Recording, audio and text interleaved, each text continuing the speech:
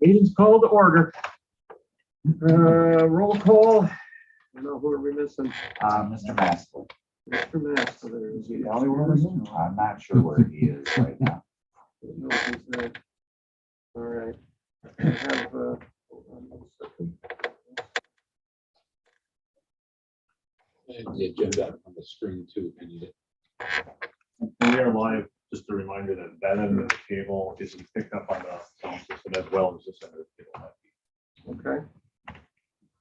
All right, do I have a motion to approve the agenda? Supervisor Poppy, second by Supervisor Romden. Any discussion of that? All in favor of the motion signify by saying aye. Aye. Review of jail project bids. Morning, everyone. So I gave you a large packet here that was stapled together. This is a bid tabulation. And then I gave you a summary. And the bid tabulations kind of explain to you what each one of these pages are. So we broke the project up into multiple bid categories. Okay, so bid categories on the top of the spreadsheet here, it says bid category 2, structure combination package. We allowed contractors to come in and either bid one category or multiple categories. We could have had a contractor that come in and said, we're going to bid all these categories and we're going to submit one number. So they're from a combination number, they can put a combination bid together, or they could do just one bid package. So this is a summary of all the bids that we received. I would tell you in general, we had very good bid coverage, meaning that we had multiple bidders in most categories. On the summary sheet that I showed you, there's 3 highlighted areas in yellow. The bottom 2, I'm sorry, the top one and the bottom one, those 2 we didn't receive any bids in the 6A, the 6 general construction. That one we did not receive a bid. That $1.3 million is a placeholder for a budget, so we can get to what a total number would be for the project. The 21 fire suppression for $350,000. That is not a bid. That is a placeholder as well for a budget. So those 2 would need to be rebid because we do not have a bidder. So we would have to put that out and issue it for rebid. The one that is 11A detention equipment for $2.5 million, $2,588,000. That is the apparent low. We did have 2 bidders. We had one that was JTA Builders. We had one that was Stronghold. In that category, because it's detention equipment, we specify qualified contractors of who Venture has in their specs as qualified contractors. Other individuals can submit numbers, but if they're not qualified, then according to the specifications, they are not a qualified bidder. You as an owner have a right to accept or reject any bids, right? So this vendor, JTA Builders, submitted a number that was over $200,000 less than Stronghold, which was the only qualified bidder that gave us a number. So we do have an opportunity that we could rebid that category and qualify that contractor because the owner said we want to utilize them, because you know what the number is. Okay. Just wanted to show you the scenarios of potential rebid. Can you explain that one more time for me, please? So we've already got numbers submitted. One was qualified, one wasn't. And if we were rebidding it, they already know the numbers that each guy gave. So they'd either have to sharpen their pencil or. Correct. Ultimately, the way we would rebid it is we would issue an addendum to the bid documents that says this contract is now added to the qualified list, and then rebid it. Because we can't take a contract that isn't qualified, because a qualified contractor would say, hey, you are awarding it to someone else. So it's really a process of legality to say, you, the owner, are going to tell the design team, we want this individual to be a qualified bidder. We put it back on the street, more than likely the same numbers would come back. But it's a process we have to go through in regards to be tied back into the legality of a qualified contract. Okay. So those are, I would say, smaller issues. The bigger issue is where the total came in, right? So if you look at the left line, that was a projected budget. That was the number that I had shared with you earlier this year, kind of warning you, hey, we're seeing things are tipping, starting to step up. And that number that I gave you in February is less than what it actually showed. So our projections of where we thought it was going to be because of the increases in prices was undershot. And you can see that the total project of 33,283. Now that includes all of the bid numbers. That includes the professional fees. It includes an allowance for FF&E, that 750 that's in there. That FF&E is a fixtures, furnishings, and equipment number. So in the specs, we identify things that contractors are bidding and supplying, and then there are elements that will say owner supplied. Owner supplied elements would be like dispatch furniture, dispatch equipment, the relocation of radio equipment for dispatch. There is some IT infrastructure with servers, those sorts of things. They are elements that are required for the project, but we are saying the owner is going to provide them. Okay, so that's that FF&E. And then we've got a contingency. So the contingency of $1.5 million is an arbitrary number. It's a placeholder for things that could come up in regards to unsuitable soils, design issues that come up, because design issues do come up in regards to coordination issues between design elements that are in there. But that 1.5 would be a placeholder in regards to what a contingency should be. So at the end of the day, we're over budget. Here are the steps moving forward. We would need to have an approval from the board to award any of these. Okay. We still have to qualify these contractors. We just got the bids on Tuesday. We haven't been able to go through line by line with each contractor and make sure that they have the right scope, that all of the details are in there. So this is kind of a quick snapshot of where we are. We need to qualify them. And what we would do is we're going to go through and qualify these contractors before your board meeting on the 28th. We would bring this list to your board on the 28th with a recommendation of the contractors that meet the qualifications, meet the scope tied back into that. And then we would have to recommend a rebid of probably these three categories. And then moving forward, the way that we have done an over budget element before is that as we start to have these qualification discussions with these contractors, we ask them, were there any things that you saw in the design or anything out there in regards to the markets that weren't specified that you think could save some money without sacrificing quality? And when we go through that, we'll find some dollars. I can tell you right now that this project has been so tightly designed in regards to no frills. I don't expect that number to be real large. But we will again, turn over every rock to see what could be found for savings. Now, I think the first question would be, how did this happen? So right away, we were in the bedroom and I'm running numbers, and I shared with Scott, your cost per square foot on this project with contingency, total project cost is over $700 a square foot, which is an extreme number. I haven't had a project that has come in at that number, right? There's three things that are happening. Obviously, the cost of elements have increased and seem to continue to be increasing in certain elements. Another thing that is tied back into that is that the economy of scale. So the larger you get a building, you can see the cost per square foot may go down. Your building is small, 46,000 square feet, small deal. Is that economy of scale does shift or skew that square foot number, right? But still, in regards to where the square foot number is, it's obviously higher than what we had anticipated, and it's not going down in regards to those elements. So, questions on any of that? So in other words, we're 5 million over, roughly. Well, 5 million from our projection, if we're talking about our original number, which was a 26.5, we're 7 over. 7 million, yes. So what we gave to the board.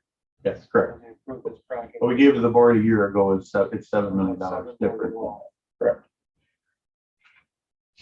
So I guess I would need Paul. We would need to know what is the difference billed to taxpayer or what we have told them, what it would be. I mean, the board is going to have to determine, and based on what you're telling me, that 7 million increase isn't going down. Not at all. I mean, if it does, it'd be very slight. We're at 7 million over. So rather than 26, 33, and that's that. So the board is going to have to determine funds do. And in order to make that determination, we need those numbers. It is the taxpayer. I'm sure the board is going to ask that. Yeah, there's a lot on here. First of all, Brian Della is on the call. Is he muted yet? Good morning. Okay. Brian's a PMA. He's been in contact with us quite a few times over the last days and weeks.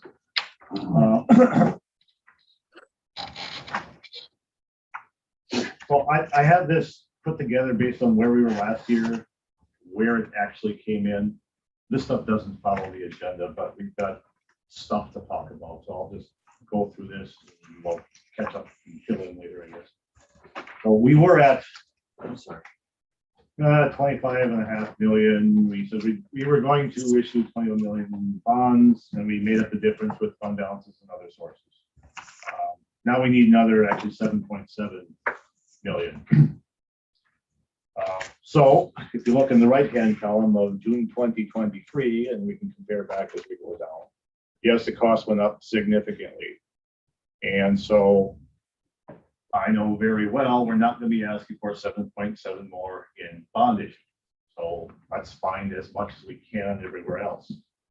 What we hadn't calculated last year was how much interest can we earn on the bonds that are issued, because there are some options there going back and forth for many calls now. And if we were to issue 21 million or ultimately I'm suggesting that we ask for another 3 million in bond issues, and we'll fill in the rest of some fund balances and we'll calculate the earnings. So if we're going to issue another 3 million, it's going to be 24 million instead of 21.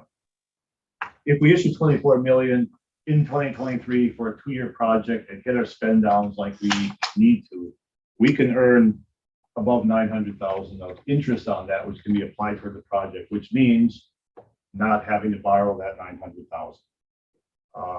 We are in a market, which is part of what the market update was, where we'll be issuing bonds at about 4%, and we can earn 4.75%, maybe a little more if the Fed ups the rate in a month from now. So we can lock in that extra earnings and apply it towards the project. That leaves us with a little more. And when I look back, I'm like, okay, we're not going to issue all that in bonds. We can take some more from the general fund, another 1.8 million. I'll come to what that does to the fund balances. And we do have some money. We have 1.1 million or 1.2 million right now in the economic development fund as of the end of the year. We've got another million coming in this year. So we have that available now. We don't have any immediate projects in there. I mean, we do have the Park Council had mentioned the third phase, which I think is on hold now. We talked about the jail project coming up, that hey, the revenue stream coming back from those loans maybe would be used. In jail, highway. The highway project is on the horizon. Maybe those could be used for the highway. So we have some available right now there. Some of that revenue isn't available for the next 10 to 12 years. But it's going to be replenished. We have a couple more Dominion payments in the next few years as well. We can take 2 million out of there right now and apply it to this project without hurting any immediate other projects. We can take 1.8 million out of the general fund. We do have more there, but what I want to be really aware of is that at the end of 2021, we had, I don't have the dollars of fund balance, we were at 74% of our total expenditures. Our target is 25 to 35%. So by tucking away 1.4 million last June and having 2022 come to an end, we're at actually 62%, which is still well above our range. If we take another 1.8, we'll be down to 45%. We're still above our range. So our self-imposed and calculated range of 25 to 35%, we're still good. What I worry about is the rating agency is going to see 21 to 22. They're going to ask how we're funding this. And if I drop that from 70% down to 35, 30, or 25, it's going to impact our rating. And if it impacts our rating, we're going to go from our current AA minus, which is a high quality, down one step or more would be upper medium, and that's going to cost us a lot. That step On the It's a big interest. one, and interest, yeah, our interest rate is another one, but 0.25 per step. So we'll take what we can without taking too much and endangering the rating. If that rating goes down that much, we'll take $1 million out of fund balance, we'll pay 600,000 more in interest, and we've gained very little. So that's not a precise calculation, but I believe I can make the case that on the rating call that we've had 8 good years of building the fund balances up. We've known this jail has been coming for 20+ years. We've set this aside knowing that the jail project was going to be expensive. No, okay, we didn't know it was going to be this much. I believe I can make that case, and I can say if we're at 45%, we're still above our calculated rate of 25 to 35%. We're still okay. And then, of course, point out the rest of the good things that are happening. Human Services took care of its own problem. We don't have to fund them anymore. I can make that case, and I believe I'd be successful saying 45% is not a problem, even though they're looking at 75 down to 45. I can be okay with that. If we start going too low, maybe it's an issue. But I know one of the rating agencies doesn't compare us to our own policy, it compares us to everybody else. So if everybody else has 50% fund balance, regardless of what we calculate and said we don't need, they still compare us to that. I think I can present this in a way that says, look, this is why we're saving it. And this is what it's for. We don't need 70% fund balance because what we had. We knew this was coming up and now we're going to use it. So I think that's a good use of it, and I can make that work. I cannot come up with 7.7 million without asking for more bonds, without, I believe, seriously impacting how the bond rating agencies are going to look at us and ultimately rate us for a credit rating. Ultimately, the cost. The additional cost, the lower half of that page, so effect on tax bills. Again, last June, 21 million issued. We were talking 20 cents of a rate per 100,000, which actually comes out to 1994. And if you look at 200,000, which I think is a better guesstimate of the average home assessed value, we were looking at $39.87. If we are adding now an additional 3 million of bonds, the annual debt service payments are going to go up another 250,000. And that's going to equate to another 15 cents for a total of 35 cents on the rate, which on a $200,000 house, instead of 39, well, it's rounded to 40, instead of 40, it's going to be rounded to 70 for a $200,000 house, the very last line of that page. 20, that was over, it's going to be 20-year bonds, right? 20-year bonds, yes.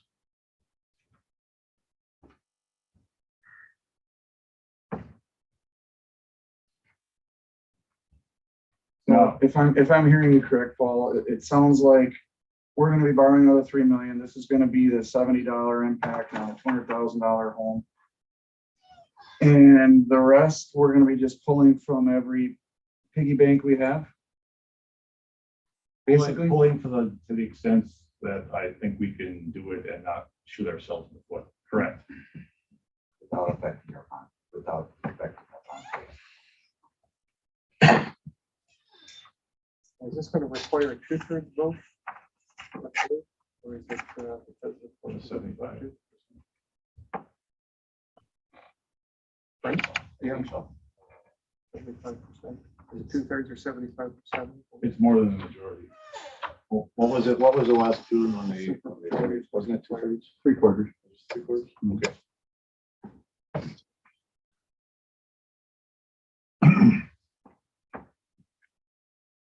So that's a lot to swallow. Do we know, $7.7 million over? included in these numbers, we don't have any bond issue costs or bond council costs in here, do we? That's rolled into the bond issue. So the premium from the sale generally covers the costs. And any more details than that, I passed off to Brian.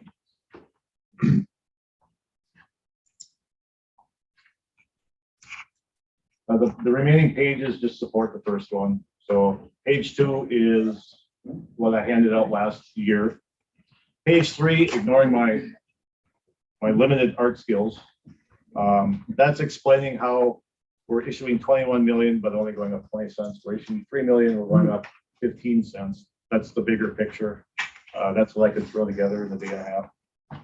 And then the very last one is a little bit of history on our ratings, where we stand, what the actual ratings are. The lines from there, I simplify because there's more than one rating agency. I just have 1 through 10. We're at a 4 now. We don't want to be a 5. We actually recently climbed our way out of that. For a big issue like this, we don't want a ratings drop. And again, the big question I think is going to be asked and need to be answered is how much is this going to affect the tax bill? And the bottom line there is a typical $200,000 house is going to be paying $69.70 per year over the 20-year life of the bonds. Unless they're free somehow. Unless, something else comes up.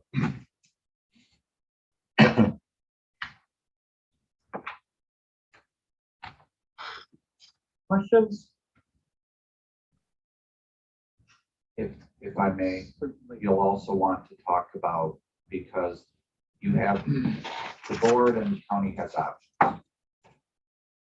We could move forward with what we're saying here, or some variation, or what is the impact if, and the sheriff would probably be able to answer better to this, but what's the impact if we decide we don't want to move forward with the project? Which means that we have the current jail that we have. At least, and the sheriff can follow up. In my conversations with the state jail inspector, we've been on follow time for a lot of years. If we're not moving forward with some type of project, I'm going to assume that shortly after that beds will probably be closed and prisoners will have to be out to other counties. But the sheriff would know better on that respect than I do. Yeah, I guess that's a conversation is that we'll have to start with Nancy, that, with these increases, there's a real potential. And again, we've been working on this for 8 years and she's been right there, giving us our variances, right, and allowing us to slide through, because she knew we were in earnest trying to work towards it. But I think she needs to be introduced to the fact that this is a possibility, and all I have to do is find out from her perspective, what does that look like? What does that mean? So I mean, the problem, we're here because we have a problem at our current jail, right? That's the whole reason why we're here. But I mean, this overrun, I don't know if the original estimates that we had last year were just that much underestimated. I mean, we all understand the economy, building costs, material costs, but man, this is huge. Can I explain how we got to the number last year? Because I would be sitting in your seat asking the same question, and the number came from me, our group, right? So as we identify at a very programmatic level, right? We're dealing with concept and square footage. We look at historical costs of correctional facilities, jails. We had did a project in 2020, which was Trumbull County, and to the square foot number, I can kind of give you that. Trumbull County's square foot number was in the $400 per square foot, right? And looking at your project at $400 a square foot, if that's the number that came in, we would be having a talk right now. You'd be moving forward, right? Just prior to when we were getting you your number, we had bid out Wood County, they were at $550. Your original number was around $570 a square foot, so we had some inflation built into that number. When I came to you in February, we had increased that because we were hearing word that numbers were going up. So the number that is on the left-hand side of the line here was at that 604, right? Right now, your number is 717. Now, there's a couple of things that have happened in the market that I can explain. The majority of the contractors that bid this project are larger contractors that are signatory to labor unions. Labor unions just had an increase in a negotiation on their packages, and it's a 3-year package, and all of them got significant increases. If you tie the labor piece to an increase of what's happening on your job, it's a big piece of that number. 50% of the project is typically materials, 50% of it is labor, right? We know that our material numbers keep going up. Now, if the labor increases when contractors did it, they have to take into account that they're gonna work on that job for the next 2 years over a 3-year labor agreement that they just got the numbers on. So there's an increase that's there, right? The reality is that I've taken jobs like this, the Trempealeau job that I shared with you, when that came in, it was over budget. So we redesigned, we paid the architect to redesign, spent money to redesign it. We cut scope and we rebid it 4 months later, and the number went up. So the owner got less building for more money. That's the markets that we're in right now. And that's where, like I shared with Scott, and just being very, very transparent with you, these numbers kind of blew my mind. Our precast number was significantly higher than what we had gotten from vendors. And we weren't just going off the square footage in February. We had drawings and we took them to the vendors and we said, what's your number if you bid it today? That's the number that I shared with you in February and said, hey, here's what it's going to look like right now. And I think the discussion was, okay, we got that. That's a budget, right? Let's see what the bids are. And like I shared with you, let's bid this thing out. That's when we're going to have the hard numbers. That's where we're at, is that it's an evaluation. And if you look at the way the building is designed, it is a pod and it is the jail infrastructure. There's nothing more than that. And there is no finish on the floor. We're talking about concrete sealed floors. We're talking about block walls that are painted. So that there's not a lot of frills that are there. So to your point, that the jail need is not going away. The solution is not going to get any cheaper, right? The only thing that you could say is you say, you know what, we got 85 beds in there. If we cut 15 out of there, because you wouldn't want to go any smaller than that, what's the savings? When you go from an 85 to a 70, the number is not a significant change because of the configuration of the pod design. And we talked about that during the very early stages of this design. So it's difficult information to take, but I guess I'm advising that I don't expect that this number would come down if we would rebid it and you would spend money to redesign.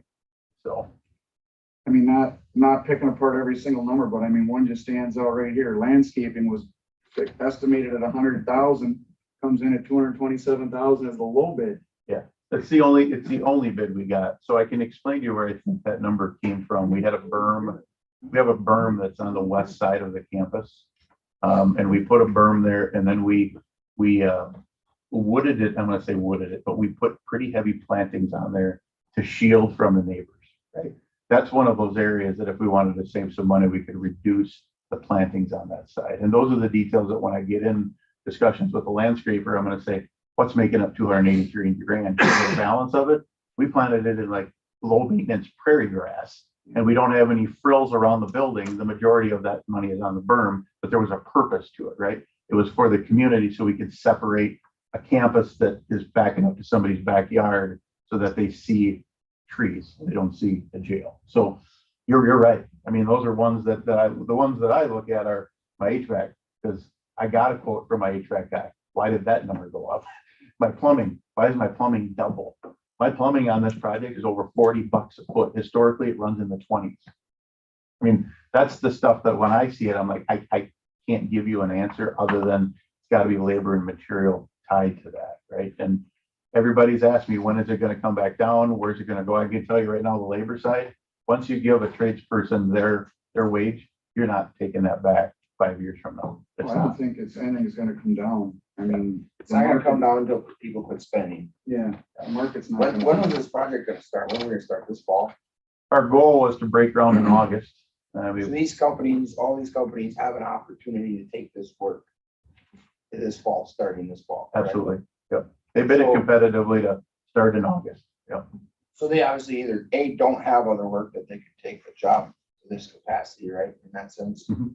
Or they didn't want the job because most companies are booked out a year, so they're throwing numbers at the wall. Well, I got to tell you that I have previous jobs that I've bid in the last 3-4 months before this.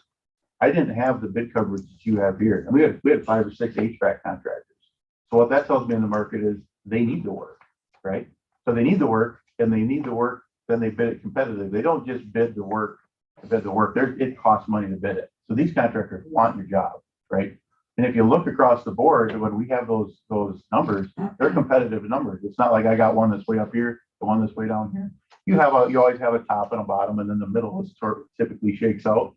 So what happens is the guys who are in the middle, got the right number. The guy in the bottom missed something, but he's gonna eat it. And the guy on the top had something that was in there that was more. That's the bid world in which we live in.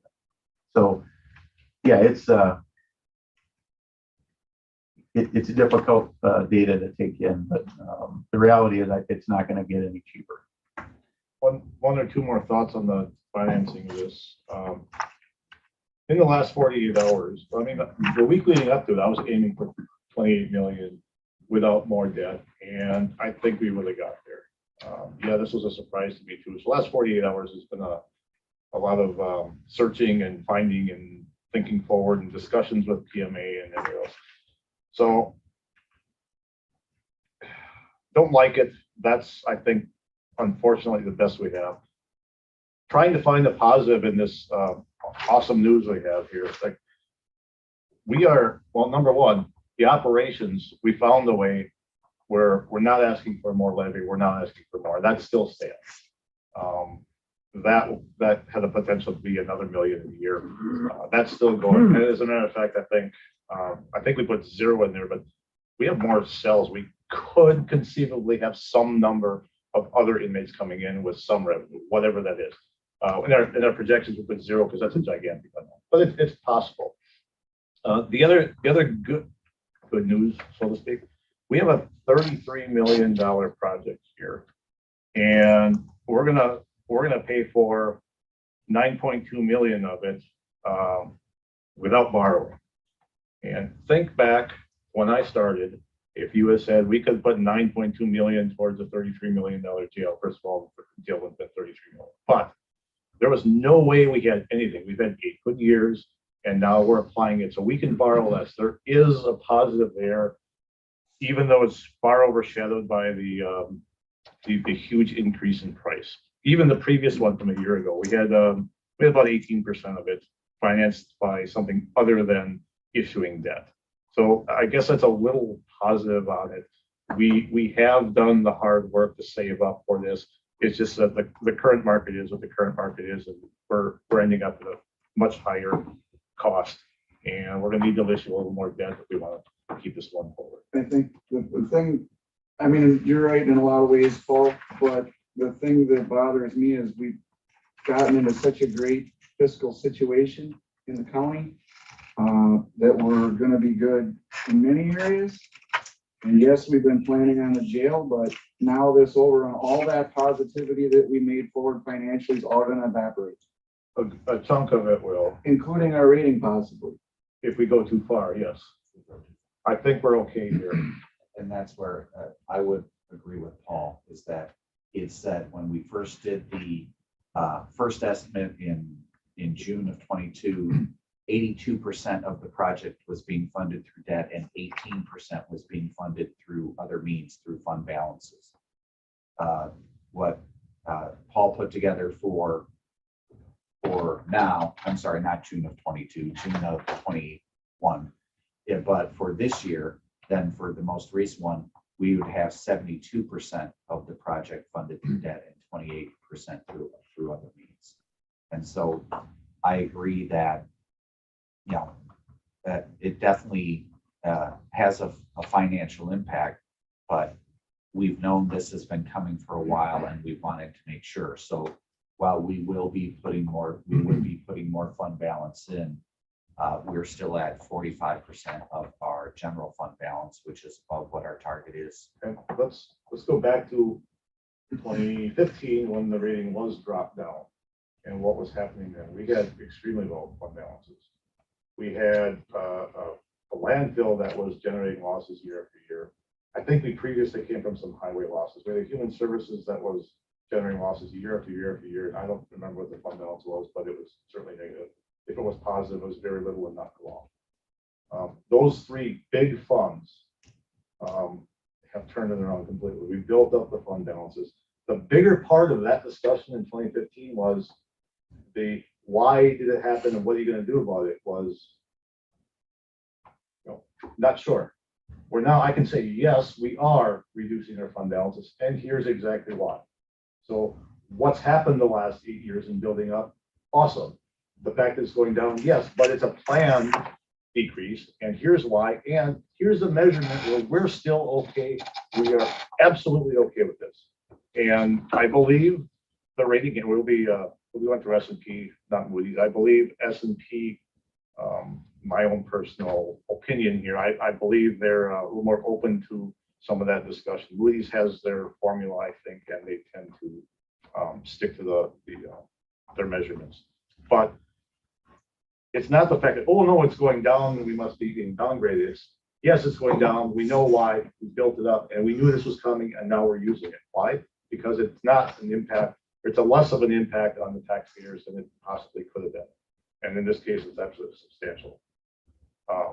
Actually, I was talking to Brian yesterday, day before, I don't remember. And I just verified it. I don't recall ever seeing a $30 million project where $9 million has been contributed, not borrowed. When I look back at the last 20, 30 years, whatever it's been, you borrow for almost the entire project or up to the entire project and you put out the debt and then you go forward. We've been able to reduce that a lot. Unfortunately, not all of it because of where the current market is. I don't know if that makes it any easier to swallow. I seriously doubt it, but I had to look for a little bit of positive in there someplace because of how it turned out. Other questions?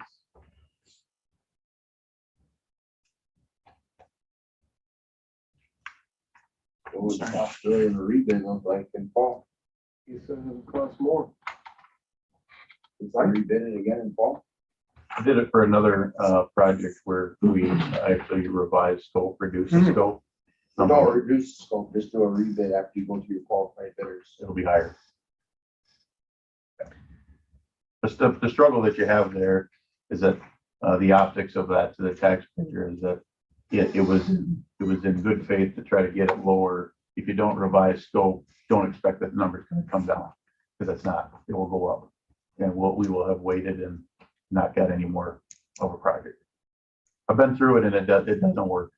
I mean, it's an exercise we can do, but again, I would advise that it's not going to help. This entire process has been educational for sure. What it has taught me perhaps is I'm not sure that a county of this size, when you look at the number of taxpayers and you look at the cost of a jail, I'm not convinced that a county of this size can ever build a jail. And I mean, we can take your increase alone, that's $7 million. And I have heard all of the endless scare tactics about the jail inspector and the jail inspector boogeyman coming in. If we're operating that according to code from the time that it was built, that is not going to happen. That we're not going to get shut down. We could take that 7 million, just the 7 million on the increase here, just that 7 million. We could update, not update, but we could maintain what we have. We could put in repairs and we can take, you talk, oh, well, we don't have capacity. Well, I'll tell you what would it take to do the necessary repairs? We looked at those figures, what it would cost to replace locks, doors and various other maintenance, which is well within what we are allowed to do. I want to deal with facts, not in hysteria on that. We went through this. I know what we are allowed to do. We can do those things and then, okay, that doesn't increase capacity. No, it doesn't. But Oconto County, Door County, various other counties have a lot of capacity. Oh, the cost of that. Well, my goodness, I brought this up before. How much can we afford? How much transporting and everything else could we do? We could buy 2 Cadillacs and transport for how many years? At what cost? And at some point, I just think there has to at some point be a line that says, hey, this a county with a population of 20,000, that's not taxpayers, 20,000 people. There's a line that we just can't go beyond.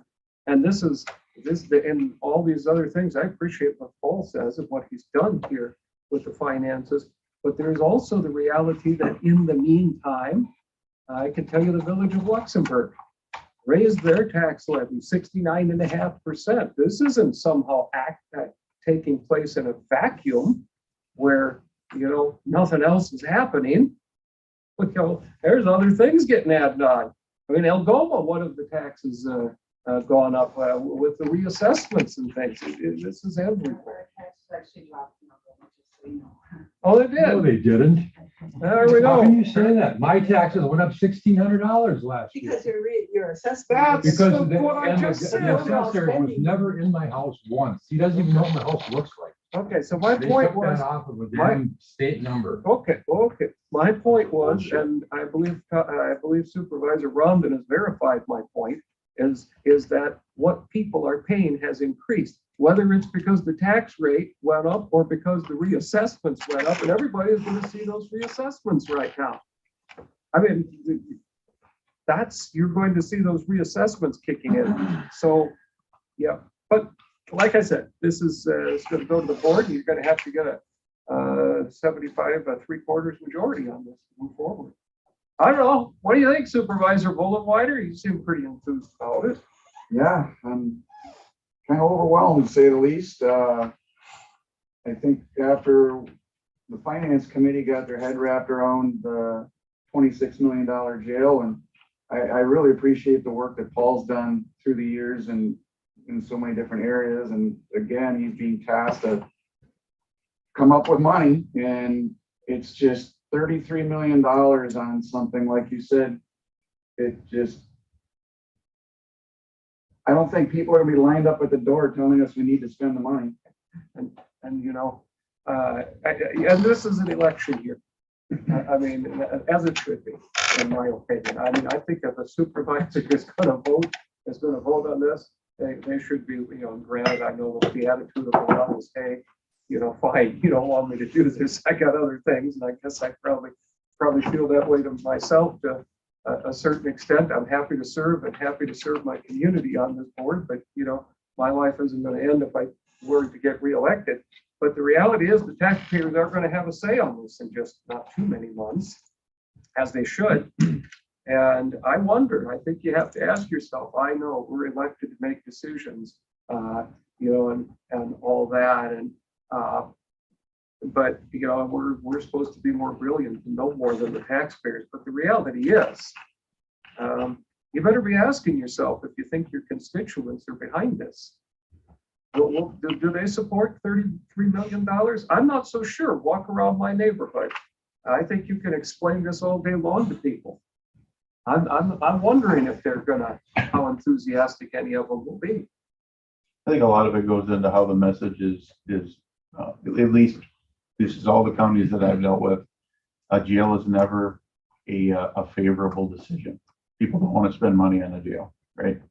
And Paul's numbers, if you narrow it down to the way that I had one board supervisor make the statement, is that if it's $70 a year, it's less than $7 a month. So how many times do I not go to Quick Trip to solve the problems that we have right there? But seriously, over the course of the next 20 years, right? And you have some other homes that are less than that because they're not a $200,000 evaluation. You have some that are more, right? I guess I would caution you on the strategy to rely on other counties, because now you lose control of your overall future. And that's one of the things that has rung pretty consistent with boards when they've talked about the solution of relying on other beds, right? Because they determine the cost. You can go and do a poll today and find out what your cost per day is per bed, but they then control that, and then your transport doesn't go away. And we all know that the operating side of your budget is not something you can borrow for. So everything that you've been working so hard to be able to gain there can go back into operation. So those are things to think about.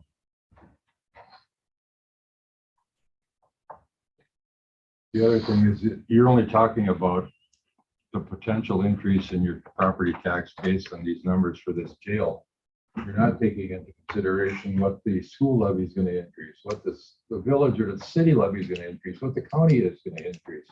So that $130 in my case is going to suddenly be $300. You know, I just, Well, I know you're very happy with your tax bill. And I think you make a good point, and that's what I said before. This isn't in a vacuum, this $70 or whatever a year. It isn't that, okay, I could give up I don't know how many trips to Quick Trip that would take me that I'd have to cut out. But then the village is asking me to give up some visits to Quick Trip, and then, pretty soon, real quick, I don't go to Quick Trip that often. I don't go to McDonald's that often. These are real cuts. I just don't think that we can make the case to people that, well, hey, this isn't real money and it doesn't really hurt. I mean, that's how we got to, 33 trillion on a federal level.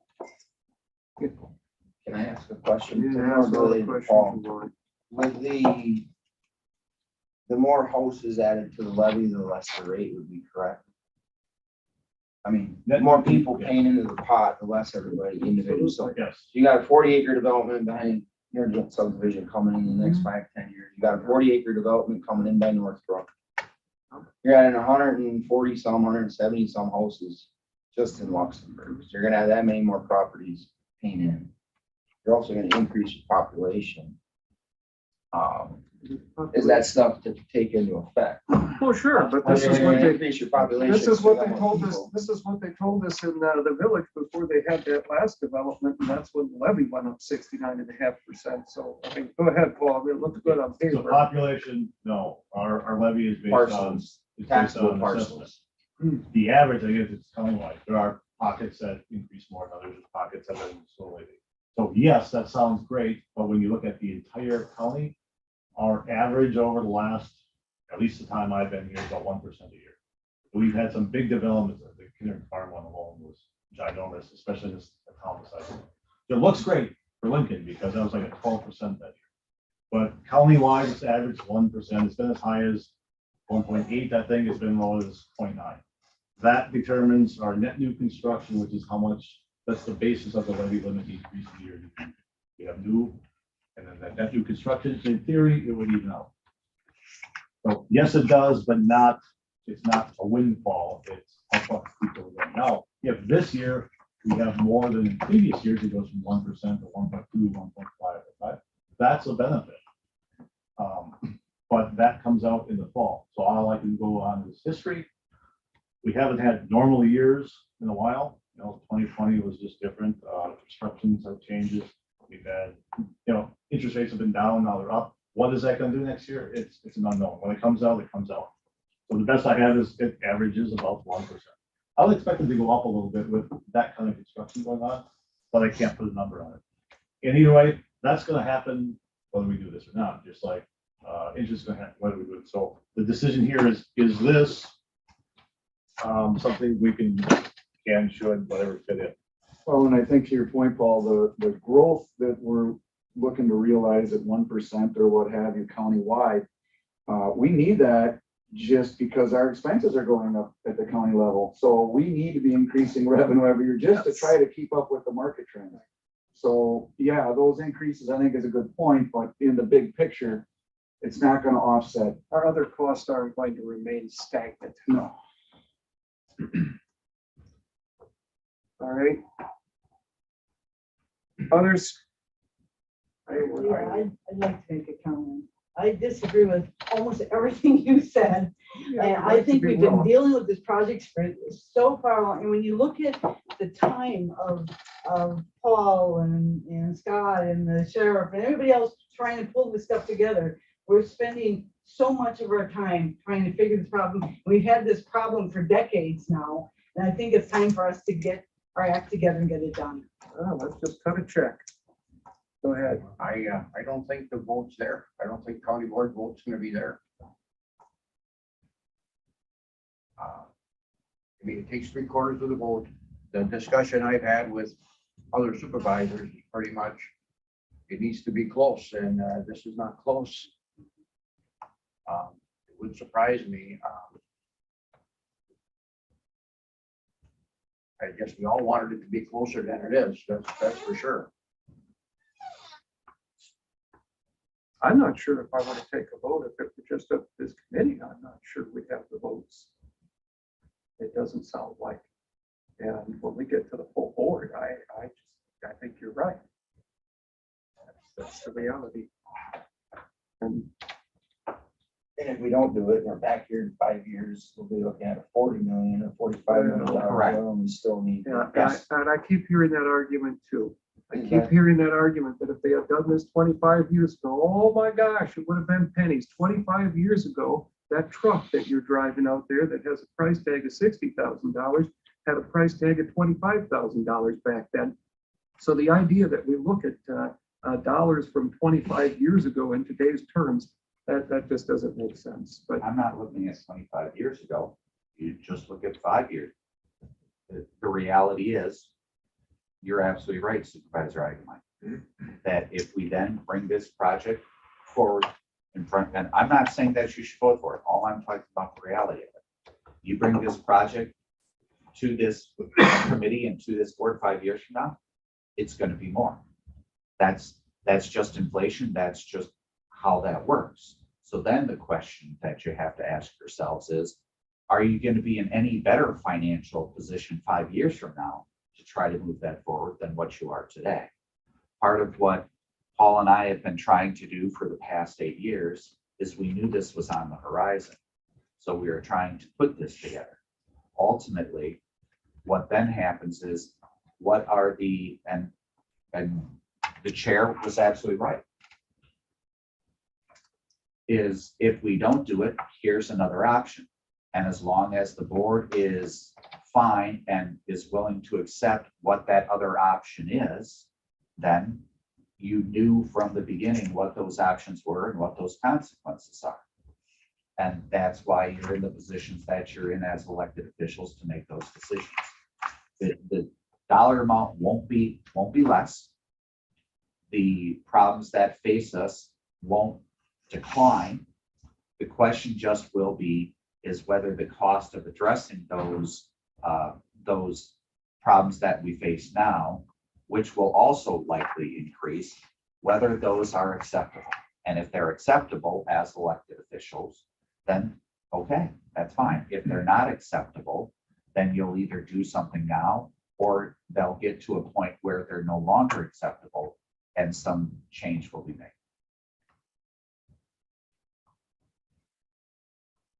all right, well, and for a long night, June 28th. Do you want to touch base on the joining of WISC, or at least providing that information? Do we have anything else? Any other questions on the bond market? Brian, since he's on the call. It's a weird market. We can earn more than we're paying. And I think I remember that once for a short time period in previous decades. If not, we can move on to joining WISC. Again, Brian, this is part of PMA, and Brian being on the call. The original purpose of WISC for us was to have them manage the funds for the big project. It's not limited to that. We would have the ability to invest anything we want there. So the quarterly treasurer's report has several different investment holdings. So Nicolay Bank has some money. I just lost one in Colorado, the name. ICM. And then there's another one that has a lot of CDs right now, ADM. This will be another opportunity. So whether we do the jail or not, I think it's well worth joining WISC to have the opportunity and the ability for another option for investing. We talked to them a week ago or whatever, in addition to the benefits for managing the bonds for the jail project. They offer investments and services and all kinds of other items for just being a member. Their process for being a member is a county board resolution, and then we're a member. Whether we invest or not there after that is actually within the treasurer's decision as far as where the best return, where the best place is. So I don't know if we need a recommendation from the committee to go to the board for that. What was actually, that would come before finance, before the county board meeting. We would have that on the agenda between now and 20. Yeah, we probably do it the the half hour prior to the 28th, but since, the finance committee is here, here's the kind of the first kick at the cat, that if people have questions as to what is WISC and what is the purpose of WISC, that we then, when we come to meet on the evening of the 28th prior to the county board meeting, that if the finance committee has any questions that they've been answered prior as to whether the finance committee wants to recommend to the board us joining WISC. Are we meeting before the county board meeting? Is that slated already? That would, Or you're recommending that? I'm recommending that. If part of it came from here, I would believe that depending on where we go here, what items would be on board. If I'm hearing what we're having right now is the only item I'm hearing is whether to have WISC on the agenda or not. I had a second one I sent to you and I likely can't think what. I can't either. There's been other things that have somehow overshadowed those other things. So joining WISC, Paul, is going to be just managing bonds. It's investments in general. It came up because we're talking about issuing 20+ million in bonds. They would manage the investment of it. They could lock in the 4.75%. And then they could watch our spend down. They would be able to track and calculate and monitor the arbitrage. Arbitrage it's an IRS rule where if we issue bonds at 4%, we can't earn more than that and keep the money unless we hit certain requirements. We have to spend it in a certain amount of time. So this project absolutely would fit into it. They would track that, monitor it, and actually have everything for reporting it. They would make sure we're hitting our spend down. Because you told us about that Last month, arbitrage, yeah. So this market being what it is, we have an opportunity to get the difference between 4%, which would be the current issue rate, and the current rate of return would be 4.75% over that construction period. We can actually earn more than we're paying on those bonds and keep it so long as we get those. So they would be able to maximize investment return. They would be able to track the arbitrage. They can ACH and wire much easier than our 30-year-old financial system can do. And they will watch the project spend down and make sure we get those points. Michelle and I can do that. It's going to take us an enormous amount of time. This is what they do. Now, if we don't go forward with this, we still have an outlet for investment. So we could either take what is at ADM or one of the other ones. We could invest that here if they were the better ones. If we get better rates or better service or lower fees or any of that, we now have another option at the treasurer's disposal for investing our short, medium, long-term funds. What's the negative? A fourth investment option instead of three. Cost nothing. I mean, Other services I didn't have written down, but they have things like they'll have tools at their disposal for free for like cash flow analysis and other items. It's a board of other. I should let Brian answer this. The WISC board is made up of other, I believe, local municipal finance directors and overseen by that, but then PMA has their part in it as well. You want to add in anything, Brian? No, yeah, I mean, Paul did a great job. WISC is, the acronym is Wisconsin Investment Series Cooperative. So a cooperative, in the sense that that's why there's a resolution, there's an intergovernmental agreement to join it. And the board of directors comes from school districts, tech colleges, counties, and cities. And it's only available to units of local government in the state of Wisconsin. So, and when you do that, as Paul mentioned, you have the two options. You've got a liquid LGIP, which is a local government investment pool. That is a money market account just for units of local government. And then you've got all these opportunities for treasuries, CDs, agencies, and some of our clients will even, state statutes allow, municipal. You could buy securities from other municipalities if municipal bonds, if for some reason there was value there. Most of the time it's CDs and treasuries and agencies. But there's no minimums, there's no ongoing fees or anything like that. It's just, it's just another option. And, we have $4 billion in between the liquid pools and then the treasuries and CDs and other fixed rate investments. And we only work in the state of Wisconsin, so we're really, we're really essentially good at working with units of local government because that's all we do. We don't service corporations, we don't service high net worth individuals. We just work with units of local government. So similar to that, in some sense, is we belong to Wisconsin County's Municipal for Insurance. It's a group of Wisconsin municipalities who get together and have a group for insurance. So by getting together, we split the cost and share it, and we actually save money on that one. In this case, we become a part of a group of municipalities joining together for investment purposes. Other than that, are there questions on what this is and the purposes that haven't been answered? Michelle, we cover No, everything? yeah, no, I think it's a great win-win. It gives us a lot of options. They're a great resource, a lot of good things. I've heard about them, and I think it's just another feather in our cap of the options that will be out there. So I think it's a win-win. This is just down for discussion here today, right? Yes. So finance, you would be able to approve this before the board meeting at your meeting, and then would be on the agenda. And Yeah, there's a sample resolution that was in the packet that would go in front of the board if the finance committee were to recommend for approval. so I'll leave that on the full board agenda, since finance, it appears to me that there's pretty strong support for this. I have no objection. I can't see any reason that anybody would be against, right? Okay. I suppose that 0.75% of profit would equate to $8 million over 20 years. No, 910 if you're. I can't sharpen my pencil. It's really, really dull. It's- All right, so we'll, yes, So finance will be prior to county board. 5:30. 5:30? Okay, thank you.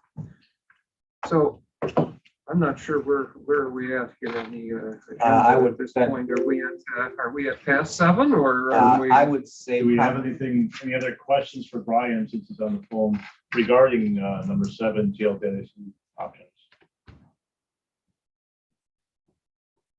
Doesn't appear. So I guess we're at 8. Um, Jim. Kurt, you're probably going to be able to better explain this than I am. Mhm. So I'll let Mr. Berner, but the ODIP,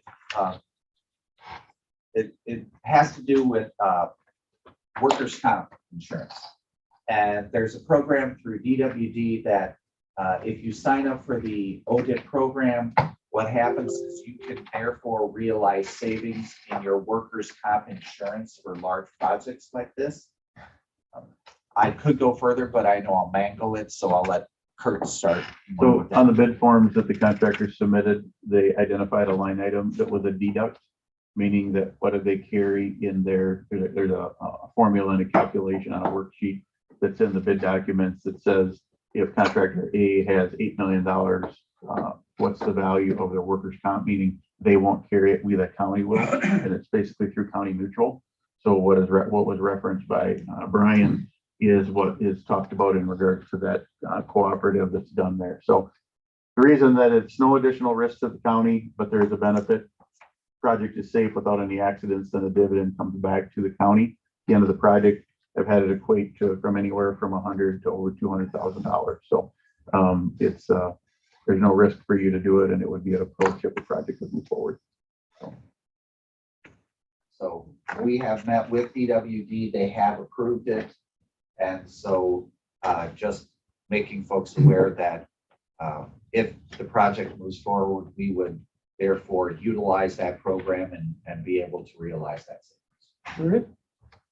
So discussion of next steps. Well, I think that's pretty, I kind of covered that. That's pretty obvious. So we're going to the board on June 28th here. That's the only next step that can be taken. So next meeting. Should it just be a kind of a to be determined depending on what happens at the board? Well, I think that the committee is We're going going to to meet at to 5:30 on 28th. That's our next Finance. meeting, so. Finance. I think though that the jail study committee is going to need to meet regardless, is it not? I mean, it's only going to, what the full board says is going to determine the nature and the direction of that meeting, but after when's next finance committee meeting? It's July 7th. July 7th, yes. We could meet, I have to be out of there by quarter. We could meet at 9 o'clock that day. Does that work? Okay, July 7th at July 9. 7th, yeah. This finance is at 8. And there you're talking basically. Jail study, I'm Oh. talking. Right after that. The finance is at 8 on the, We can keep that short. I've been talking about lately. I can just skip along. So jail study would be at 9 that day. Right. To adjourn. I move. Second. Second by Romden. All in favor of the motion, signify by saying aye. Aye.